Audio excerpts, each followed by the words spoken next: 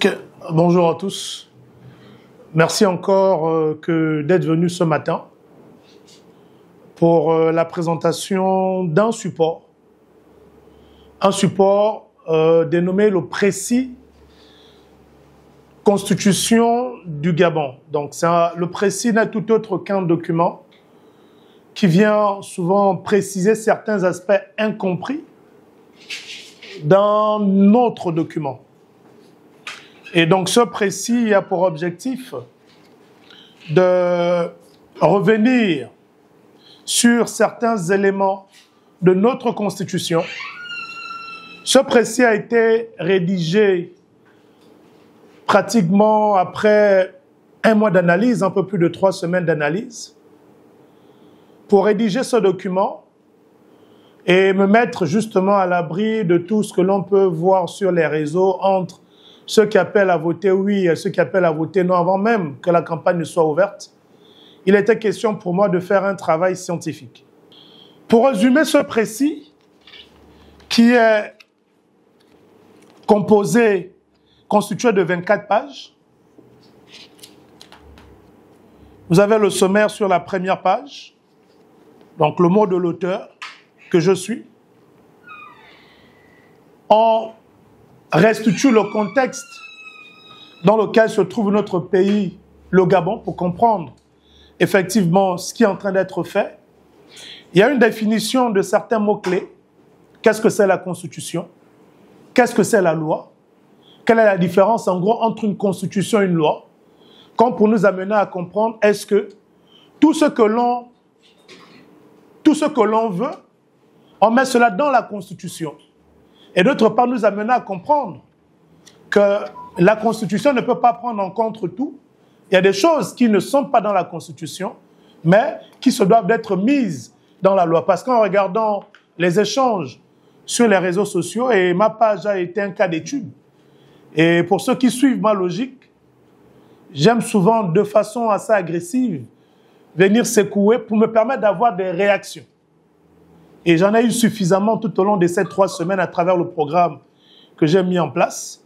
Je remercie d'ailleurs également tous les activistes qui ont contribué parce qu'effectivement, en relayant toutes ces informations et en faisant une fixation sur mes arguments, ils m'ont été d'un grand support parce qu'ils m'ont permis d'atteindre leur cible que j'avais des difficultés à atteindre depuis ma page qui n'a que 47 000 vues, alors que plusieurs d'entre eux ont des pages de plus de 100 000 vues. Donc je remercie ces derniers de façon consciente ou inconsciente d'avoir été un relais, un support pour moi, parce que c'est tout ça qui m'a permis d'avoir le sentiment de bon nombre de compatriotes pour essayer de préciser le contenu de ce précis en revenant sur ceux qui retenaient leur attention ou qui étaient sujets de frustration perçue de par leurs différentes réactions. Donc, merci à ces derniers. Alors, dans le précis, et sur les 173 articles du projet de Constitution, nous avons identifié 6 articles, 6 principes, 8 principes qui sont sujets de discorde, qu'on va vous présenter tout à l'heure, tels que le mandat et autres. Et moi également, dans le cadre de ce travail, j'ai eu à identifier d'autres principes que beaucoup peut-être n'avaient pas identifiés, mais qui suscitaient, qui nécessitaient qu'on puisse réfléchir et qui pouvaient être sujets de discorde. Donc j'ai identifié ces principes. D'autres principes, bon, les plus connus en matière de sujets de discorde, ce sont le président et à la fois le président du Conseil supérieur, ainsi de suite. D'autres, c'est sur le mandat de 7 ans. Moi, j'en ai identifié d'autres.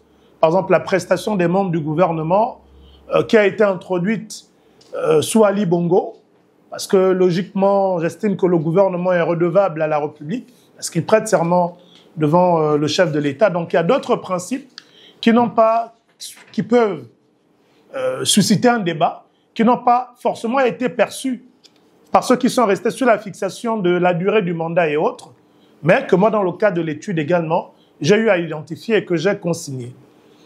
J'ai identifié également 6 principes en 6 articles qui sont communs, en fait, à plusieurs pays démocratiques, peu importe le régime. Mais souvent, le fait qu'on n'aille pas consulter et qu'on reste juste focalisé sur ce que disent les gens, ce que disent les uns et les autres, on quitte souvent de l'essentiel. Ce qu'on pense souvent être particulier à notre pays, en réalité, s'établit même comme étant une norme. Parce que présent dans tous les autres pays, quelquefois qu'on cite comme modèle. Hein. Oui, mais moi je veux être comme tel pays indépendant. Si seulement, est-ce qu'on peut retrouver, est-ce qu'il y a ce genre de disposition là-bas? Mais la personne qui indexe n'aime pas d'abord aller regarder la constitution de ce pays pour voir qu'est-ce qu'il y a à l'intérieur. Et moi, c'est ce travail que j'ai eu à faire en regardant les constitutions. Moi, ça m'a aidé. Parce qu'en réalité, moi, j'étais convaincu que la séparation des pouvoirs s'entendait par le fait que le président ne soit pas le président du Conseil, ainsi de suite. Mais j'ai appris de tout ce travail d'étude, de réflexion, d'analyse, qu'il y a une différence en fait entre la séparation des pouvoirs et l'équilibre des pouvoirs. Ça, c'est ce que j'ai appris. Moi aussi, je répétais, selon ce que j'avais avant d'approfondir ces recherches, la séparation, non. Il y a séparation des pouvoirs, mais sauf qu'il n'y a pas équilibre des pouvoirs.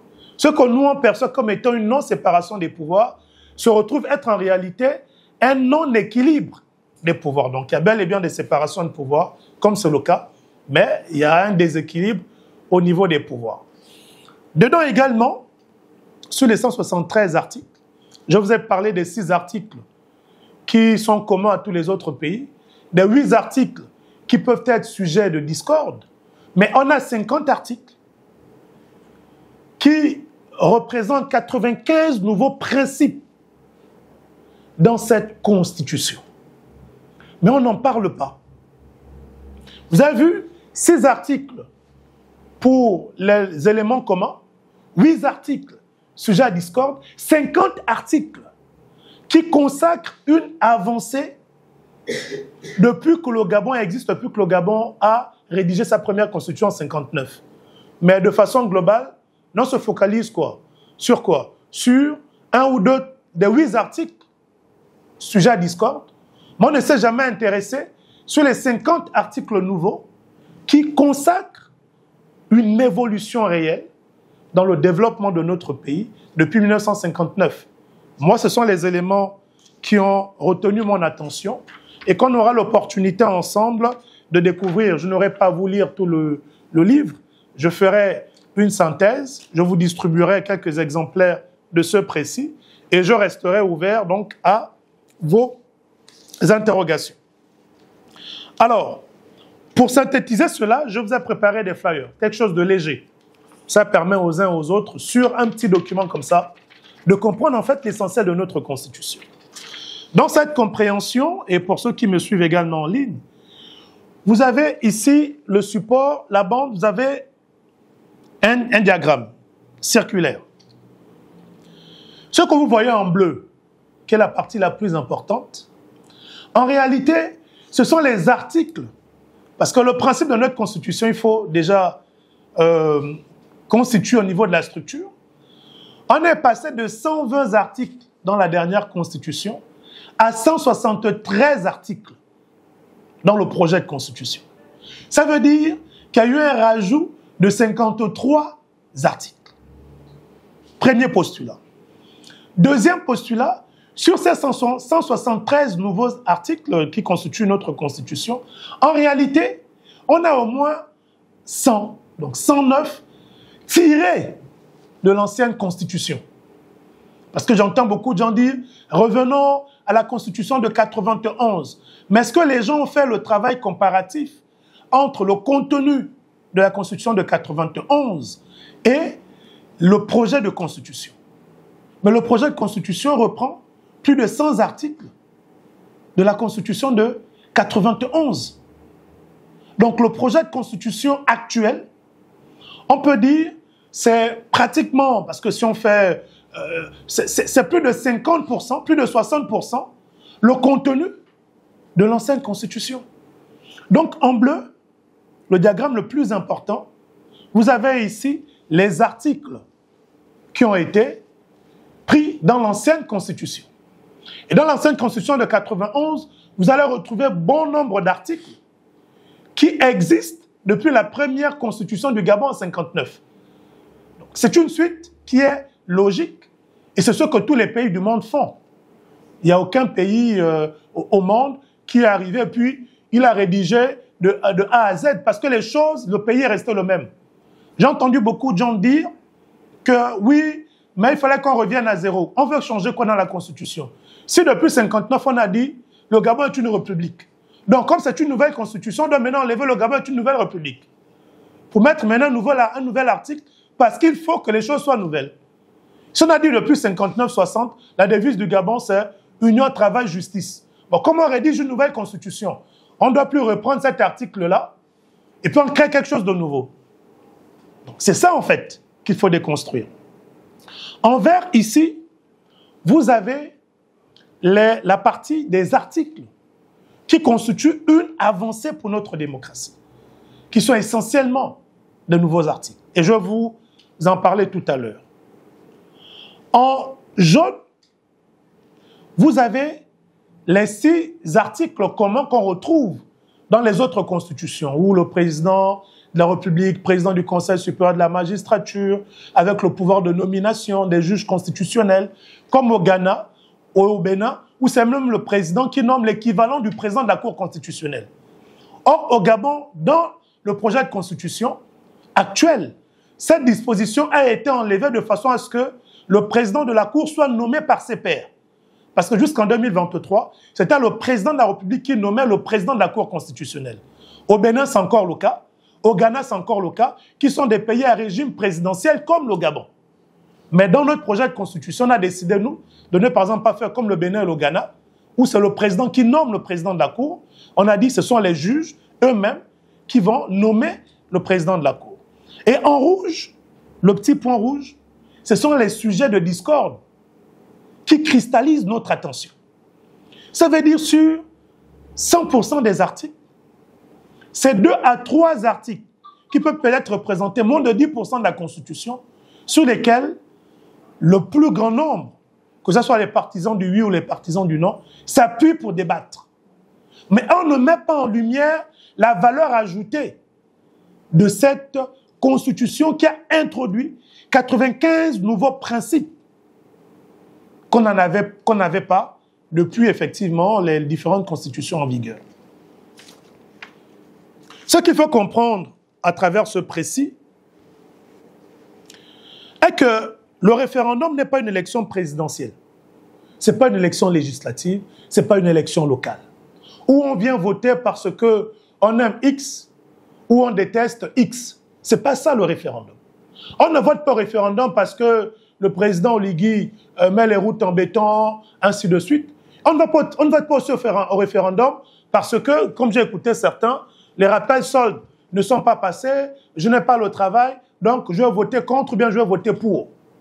Il faut enlever ça de la tête. Ce n'est pas ça le référendum. Le référendum n'est pas un projet de société. C'est un document qui va régir notre vivre ensemble pour les 30, 40, 50 prochaines années. Ça veut dire qu'on aime le président de la transition, qu'on ne l'aime pas. Qu'on aime Billy Binze, qu'on ne l'aime pas. Qu'on aime Geoffroy Foumbula Libeka, ou qu'on ne l'aime pas. Qu'on aime le PDG ou qu'on le déteste. Là n'est pas l'objet de la réflexion sur un référendum et sur une constitution. Quand on lit une constitution, on l'apprécie de façon froide, sans tenir compte de la casquette de X ou Y. Parce que j'ai vu certains dire « Oh, je ne vote pas au référendum parce que le PDG, les PDG sont en train de dire oui, donc moi je dis non. » J'ai vu d'autres dire « Oui, j'ai entendu Billy Binze dire non, il ne vote pas, donc moi je vais voter oui parce que je ne peux pas suivre. » Non, ce n'est pas ça l'objet. Ceux qui rentrent dans ces considérations sont des gens qui acceptent de se faire manipuler, tant par ceux qui sont du côté du oui que par ceux qui sont du côté de non. On ne vote pas une constitution parce qu'il y a 1 ou 2 articles qu'on aime ou 1 ou 2 articles qu'on déteste. On doit peser le pour et le contre. On ne peut retrouver dans aucune constitution au monde toutes les dispositions qui vont plaire à tous les citoyens. C'est pour cela que même dans les pays comme les États-Unis, la France, les grandes démocraties, il y a toujours des amendements, la constitution évolue. Mais il y a beaucoup de nos compatriotes qui sont convaincus que la constitution qu'on doit rédiger, rien que pour le Gabon, et ça je l'ai lu dans certains commentaires, il faut que ça soit une constitution qui soit une référence pour l'Afrique, au travers de laquelle tous les Africains vont dire, nous, on doit faire comme la constitution du Gabon. Mais ça n'existe nulle part où on a une constitution parfaite. On ne vote pas une constitution, on vote une constitution parce que premièrement, on se rend compte que nos droits fondamentaux ont évolué. L'organisation sociétale de notre environnement a évolué. Et s'il y a la possibilité d'enrichir cette constitution, ça me permet de rentrer dans le débat de fond. Quand on parle de constitution, qu'est-ce que c'est la constitution? Quel est l'objectif de la constitution? La constitution, dans tous les pays du monde, a essentiellement 3 missions. Essentiellement. La première mission, c'est de consacrer les droits fondamentaux et les libertés. La deuxième mission, c'est de définir l'organisation sociétale de notre pays, ce qu'on appelle le régime politique. La troisième mission, qui peut être la première, c'est d'affirmer l'identité des citoyens pour lesquels la Constitution a été rédigée. Ce sont les 3 missions de la Constitution. La Constitution n'a pas pour vocation à introduire des dispositions pénales qui visent à condamner X ou Y, parce que ça aussi je l'ai vu, quand on a parlé du cas où le président peut être poursuivi par les juridictions, j'ai vu certains dire que oui, il faut qu'on mette les sanctions à l'intérieur, le nombre d'années de prison, des trucs comme ça. Mais ce n'est pas dans la Constitution qu'on met ça. Ça, c'est dans une autre catégorie de textes qu'on appelle la loi. Et en l'espèce au Gabon, c'est le code pénal. On a eu un débat sur le foncier où on a dit qu'il faut mettre dans la Constitution l'interdiction de vendre des terrains aux expatriés. Moi-même également, par mes connaissances, j'étais en phase. Même si dans le fond, je me disais, bon, ce n'est pas pertinent. Mais ce travail de réflexion m'a mené à comprendre que interdire est déjà une disposition qui peut relever du pénal, parce qu'on interdit une infraction. Donc, la Constitution n'a pas pour objectif d'insérer les infractions. Si on a envie d'interdire la vente du foncier aux expatriés, c'est dans le code foncier. Vous avez beaucoup de compatriotes qui passent des heures sur des lives, qui sont convaincus, parce qu'ils écoutent ceux-là, effectivement, qui ont une grosse popularité, qui font comprendre que oui, la Constitution là, on va vendre les terrains aux étrangers, c'est une mauvaise Constitution, parce qu'on n'a pas à l'intérieur l'interdiction de vendre les terrains aux expatriés. Non, ça ne relève pas de la Constitution. Ça relève d'une autre catégorie de textes qu'on appelle des lois, et en l'espèce, c'est le code foncier, où on va décider qu'est-ce qui doit être mis à l'intérieur. Si on dit pour acheter un terrain, il faut être un Gabonais avec une casquette rouge et un pantalon bleu, ce n'est pas dans la Constitution qu'on vient mettre ça. C'est dans la loi, c'est dans le code pénal. Donc voilà ce qu'il faut retenir d'une Constitution. La Constitution n'est pas un fourre-tout.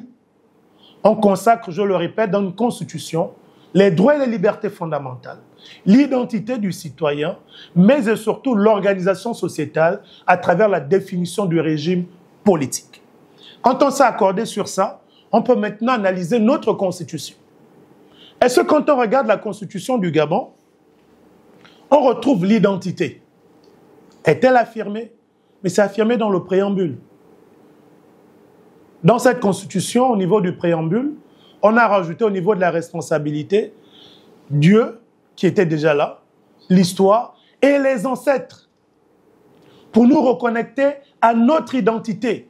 Peut-être que ce qui nous arrive aujourd'hui, parce que nous nous sommes éloignés différemment de nos frères ouest-africains, qui sont restés attachés à leur culture. Dans leur pays, les chefs traditionnels ont un poids. On a vu, les candidats à l'élection partent d'abord convaincre les chefs traditionnels pour avoir leur bénédiction. Mais nous ici, quel est le statut qu'on réserve à nos chefs traditionnels? Même les chefs de quartier, ils ont quel poids? Les chefs de village ont quel poids? Les chefs de canton ont quel poids? Cette constitution vient réaffirmer notre identité. Elle consacre les ancêtres. Et c'est la première constitution depuis 1959 qui donne un statut aux traditionalistes. Ce qui veut dire que ceux qui ont leur mbanja, buiti, ainsi de suite, qui n'avaient pas la possibilité d'être reconnus comme traditionnalistes, parce que ça n'existait pas dans la Constitution, pourront dorénavant, à travers le ministère de l'Intérieur, recevoir un récépissé en tant que traditionnaliste.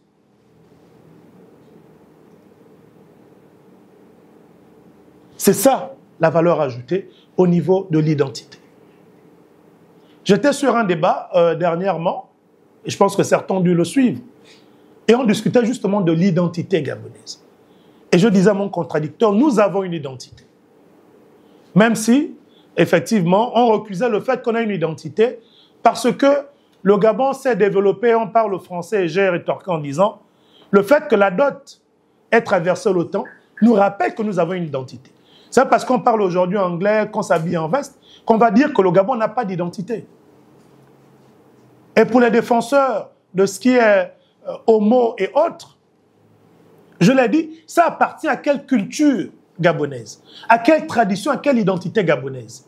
Cette constitution vient dans même les dispositions intangibles qu'on ne peut pas changer dans une constitution, interdire la pratique de l'homo et autres dans le Gabon. Ça veut dire, dans les intangibilités, l'affirmation qu'au Gabon, ce sont les relations entre des personnes de sexe opposé a été mis dans du marbre. Comme pour dire, vous pouvez modifier la Constitution comme vous voulez. Mais le principe selon lequel, au Gabon, on n'est pas pour ces pratiques parce qu'on ne les reconnaît pas dans nos cultures, a été, pour la première fois dans une Constitution au Gabon, acté. Parce qu'on a pu voir que dans les années précédentes, on tendait à nous amener à accepter ça. Cette Constitution est venue trancher pour dire le Gabon n'est pas un pays des homos, des machins, ainsi de suite. Cette Constitution interdit tout ce qui est manipulation génétique. L'interdiction du clonage, qui devient une tendance. Et c'est interdit dans la Constitution. Ces dispositions existent. Ça fait partie de notre identité. Et c'est ce que l'on précise ici, parce que aux côtés de chaque article, de ce précis, à côté, il y a la précision. Donc la précision vient expliquer l'article, pour que le lecteur comprenne aisément de quoi il est question. Sur les dispositions et le format qui a été déposé.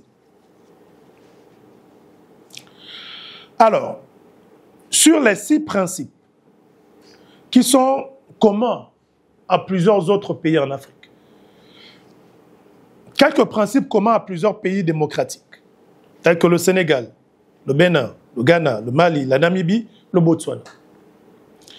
Les principes communs, vous allez prendre votre projet de constitution, l'article 62, la dissolution de l'Assemblée nationale, est un principe qui est commun à tous ces pays, sauf les pays à régime présidentiel. Et ça, c'est la limite de ce projet de constitution. Même si la dissolution a été limitée à une seule, on ne devait pas avoir la dissolution du Parlement comme pouvoir dévolu au chef de l'État. Et c'est quelque chose qui peut être retiré à la faveur des modifications à venir. Mais le pouvoir de dissolution du Parlement est reconnu dans les régimes mixtes et les régimes parlementaires. Au Sénégal, au Mali, en Guinée, ainsi de suite. En France, vous avez suivi dernièrement, Macron a dissous le Parlement français. Donc la dissolution d'un Parlement par un chef de l'État n'est pas quelque chose de nouveau, bien d'anormal, au sens de ceux qui ont conçu la République et pour laquelle nous nous inspirons. Mais par contre, ça devient anormal dans le cadre d'un régime dit présidentiel. C'est la principale limite ici dans la Constitution. L'article 69, le président de la République, chef du gouvernement, chef de l'État. On l'a aussi vu. Beaucoup ont dit non, mais comment on enlevait le Premier ministre, ainsi de suite. Mais c'est normal. Parce que dans le cas d'un régime présidentiel, tous les régimes présidentiels au monde, le président de la République est le chef du gouvernement. Il n'y a pas de Premier ministre dans un régime présidentiel. Le Premier ministre n'existe que dans un régime parlementaire et dans un régime mixte. Et cela s'explique par le simple fait que, dans le cas du pouvoir exécutif, lorsqu'on a un régime mixte ou un régime parlementaire, le président de la République détermine la politique de la nation. Et le Premier ministre conduit la politique de la nation. Donc, nous avons un exécutif qui est coordonné par deux acteurs en régime mixte et parlementaire, un président et un Premier ministre. Mais dans le cas d'un régime présidentiel, c'est le président qui détermine la politique de la nation et qui la conduit. C'est pour ça qu'il n'y a pas de motion de censure d'un gouvernement dans un régime présidentiel. La motion de censure est valable pour les régimes parlementaires, pour les régimes mixtes, mais pas dans un régime présidentiel. Le troisième article, qui est commun à plusieurs autres pays, c'est l'article 123. La nomination des juges constitutionnels. Qu'on soit un régime parlementaire, qu'on soit un régime présidentiel ou un régime mixte, c'est un pouvoir qui est dévolu au chef d'État. Ce sur quoi on peut peut-être discuter, c'est le nombre. Mais le principe, il est acquis à tous les chefs d'État. Au Niger, je pense, lui nomme 1 sur les 7. Au Gabon, il nomme 3 sur les 9. Au Sénégal, je crois, il nomme 3 sur les 7. Mais dans certains pays, comme au Bénin, par exemple, qui est un régime présidentiel, au Ghana, c'est le président de la République qui nomme le président de l'équivalent de la Cour constitutionnelle. Au Gabon, dans le projet de constitution actuel, cette mission a été retirée au président de nommer le président de la Cour constitutionnelle. Par contre, ce sont les juges entre eux qui vont élire leur président. Donc, nous, on peut dire qu'à ce niveau, au niveau de la nomination du président de la Cour, on a une évolution un peu plus démocratique que les pays comme le Ghana et le Bénin, où les présidents sont nommés par le chef de l'État. Mais par contre, nous, on a choisi que le président de la Cour sera élu par ses pairs. Autre disposition commune, président de la République, président du Conseil supérieur de la magistrature. Cela est valable dans tous les régimes, qu'on soit présidentiel, qu'on soit un régime parlementaire ou un régime mixte. Dans le cas de mes analyses, j'ai juste trouvé la Côte d'Ivoire où Alassane Ouattara, en 2016, a renoncé à assurer la présidence du Conseil supérieur de la magistrature. C'est la seule exception que j'ai trouvée. Ça n'a par exemple pas empêché aux magistrats de favoriser un troisième mandat de ce côté-là. Mais dans les autres, le Bénin, j'aime amener des... Parce que moi, j'aime parler avec preuve à l'appui. C'est ça le travail scientifique. Je pourrais vous partager, ça c'est un article de presse pour la Côte d'Ivoire, où effectivement le président a renoncé à user de son pouvoir. Là, nous avons le Ghana, où c'est le président qui nomme le juge constitutionnel. Le juge constitutionnel vient prêter serment devant lui. Là, nous avons Victor Dassi Adossou, présidence de la Cour suprême. Au Botswana, on l'a vu. Et pourtant, les juges sont nommés par le président. Mais hier, les mêmes juges ont dit « tu as perdu, tu as perdu ». Il est venu reconnaître devant la presse que oui, j'ai perdu les élections. Au Sénégal, on l'a vu. Les juges ont été nommés par Macky Sall. Mais quand il s'agissait du troisième mandat, ce sont les mêmes juges qu'il a nommés qui ont dit « niet ». La Constitution dit ça, tu ne peux pas avoir un troisième mandat. Donc, au-delà des textes, il y a aussi la responsabilité citoyenne et c'est pourquoi j'insiste beaucoup sur notre mentalité. Ça, ce sont les 6 articles qui peuvent être sujets à discorde. Pour les 6 articles qui sont communs, pour les 8 articles qui sont sujets à discorde, dans le préambule, il y a l'esprit du 30 août. Moi, j'ai bel et bien envie de comprendre. Qu'est-ce qu'on veut faire passer comme message à travers l'esprit du 30 août? Moi, je pense, personnellement, que c'est une disposition qui n'a pas forcément besoin d'être dans la Constitution. À moins que les militaires, à travers ça, veulent nous faire comprendre que c'est un message qu'ils lancent à tous les citoyens, militaires ou non, comme pour dire, dorénavant, si un chef d'État essaye de faire des choses contraires à la volonté du peuple, prenez vos responsabilités. Est-ce que c'est dans cet état d'esprit qu'on matérialise l'esprit du 30 août? Si c'est le cas, je n'ai aucun souci dans ce cas de figure. Les militaires donc eux-mêmes disent à leurs collègues, que, bon, même nous là, si vous voyez qu'on fait mal, prenez vos responsabilités. Comme pour dire aussi aux citoyens, comme ça se passe dans d'autres pays, nous, en tant que militaires, on a pris nos responsabilités le 30 août. Vous également, parce qu'on aurait pu mourir. Lorsque vous voyez que les choses ne se passent pas bien, descendez aussi dans la rue, prenez aussi vos responsabilités. Et nous tous, on connaît notre prise de responsabilité, là où elle se limite. Quand on tire une fois, le lendemain, tout le monde en case. Hein. Ce n'est pas comme chez les autres en Afrique de l'Ouest. On tire aujourd'hui, demain, ils sont plus nombreux. On tire encore, ils reviennent plus nombreux. Nous, là, c'est une fois. Tu reçois déjà des messages, il faut rentrer haut. Ce n'est pas toi qui vas changer le pays, ainsi de suite. Donc, on aimerait bien qu'on nous explique quel est le message derrière l'esprit du 30 août. Le deuxième article, c'est la fête de la libération. Moi, je trouvais que c'était exagéré. Et vraiment, à la première opportunité, en ce qui est de la révision, il faut retirer cet article de la Constitution. Cet article peut faire l'objet d'un décret, d'une loi ou d'un arrêté. Mais ce n'est pas en fait une libération comme on l'entend. Nous, peuple, on a été libérés d'un système. Mais ce n'est pas comme si on était là en guerre contre une autre nation, bien on était en esclavage et on a été libérés. La seule libération que l'on peut connaître en tant que telle, c'est celle du 17 août. Parce qu'on a été libérés d'une colonie. Mais là, cette disposition aurait pu être simplement dans une loi, dans un décret ou dans un arrêté, mais pas dans la Constitution. Ça, c'est moi qui le pense. Donc voilà l'article 2 qui peut être également sujet à discorde. L'article 3, le troisième élément, c'est l'article 42, le mandat de 7 ans. Dans un environnement où la tendance est à 5 ans et à 4 ans, comme au Ghana. Je pense, même si le Gabon, depuis qu'il est république, n'a connu que des mandats de 7 ans et une seule fois un mandat de 5 ans en 93 et en 98, c'est le seul mandat de 5 ans que le Gabon a connu. Parce que de toute notre histoire, on a toujours eu des mandats de 7 ans. Mais je pense qu'on aurait pu profiter de la transition pour expérimenter aussi le mandat de 5 ans, même si notre culture a été habituée au mandat de 7 ans. Je pense que c'est possible qu'on puisse évoluer de ce côté et la durée du mandat n'a pas été rendue intangible.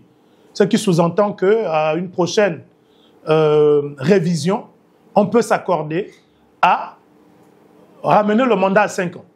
Et ce qui est bien dans ces dispositions, c'est que les 2 ans de mandat qui ont été arrêtés le sont, peu importe les modifications. Ce qu'il faut comprendre avant.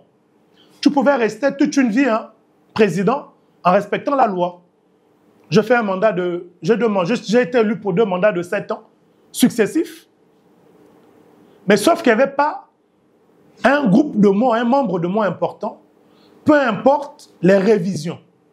Ce groupe de mots-là changeait tout. Parce que dire que 2 mandats successifs tout court et 2 mandats successifs, peu importe les révisions, c'est plus la même chose. 2 mandats successifs tout court, ça s'illustre comment? J'ai été élu pour 2 mandats de 7 ans. Je fais un mandat de 7 ans. J'entame mon 2e mandat de 7 ans. Au cours de ce mandat, je modifie la Constitution pour ramener à 5 ans. Je suis en légalité de me présenter à la prochaine élection. Parce que je ne me présentais pas pour un mandat de 7 ans, mais pour un mandat de 5 ans. Et là aussi, je fais 2 mandats. Au 2e mandat de 5 ans, je change la Constitution, mandat de 7 ans. Je reviens, parce que je me présente, et c'était le jeu auquel Omar Bongo et autres ont joué dans le cadre de la Constitution. Or là, dans le projet de Constitution, on a mis peu importe les révisions. Ça veut dire que vous faites ce jeu-là, on va considérer comme successifs les mandats. Que ce soit un mandat de 5 ans, cumuler un mandat de 2 ans, bien de 3 ans, 2 mandats, c'est 2 mandats. On a l'article 48, le vice-président qui est nommé par le président élu. Logiquement et habituellement en régime présidentiel, le vice-président est élu en ticket avec le président. C'est ce que recommande l'élégance, même si dans certains pays, ce n'est pas le cas. Comme dans le projet de constitution, il a été choisi et arrêté que le président est élu et il nomme son vice-président. Ce sont des situations qu'on retrouve également dans certains pays. Mais l'élégance voudrait que le président soit élu avec le vice-président. Bon, est-ce que c'est notre mentalité, notre contexte, en ce sens que, on va être élu au même moment. Après, tu vas finir avec moi pour me succéder. Bon, je ne sais pas. Est-ce que c'est ce qui amène ces inquiétudes au point de maintenir? Mais cette disposition n'a pas été rendue intangible, donc elle peut toujours évoluer. Alors, l'article 62, je l'ai dit, l'article 62 qui consacre la dissolution du Parlement par le président, n'a pas lieu, on ne peut pas dissoudre un Parlement en régime présidentiel. C'est ce que j'ai vu des autres constitutions en régime présidentiel. Cela est valable en régime mixte, cela est valable effectivement en régime parlementaire. Mais cette disposition n'a pas été rendue intangible. Elle est donc susceptible à modification. L'article 72, ça c'est moi qui ai identifié la prestation des ministres devant le président. Je pense qu'on peut s'en dispenser, même si ça ne change rien au fonctionnement d'un État. Mais je pense qu'en matière de symbole, on peut dispenser les ministres d'une prestation de serment devant le président. Et l'article 153 qui porte sur le Conseil économique et social, depuis 1995, le président, le premier questeur, le premier secrétaire sont toujours nommés par le président. Moi, je pense qu'il serait bien, on aurait pu se passer de ça pour laisser les membres du Conseil économique et social élire eux-mêmes leur président et les membres de leur bureau. Donc, ici, je vous ai présenté 8 articles qui peuvent être sujets à discorde. Mais je pense que, pardon, pour vous qui me suivez, c'est la première fois que vous entendez parler de certains articles qui peuvent être sujets à discorde. Parce que les gens restent focalisés sur la durée du mandat. Comme si, en fait, dans la Constitution, c'était l'élément le plus important. Donc, ces 8 articles ne sont pas frappés d'intangibilité, donc ils peuvent toujours être modifiés. Sur 173 articles, je vous ai présenté 8 articles communs à d'autres pays. 8 articles qui peuvent être sujets de discorde, sans pour autant que ça ne bouleverse le fonctionnement d'un État. Sur 173 articles.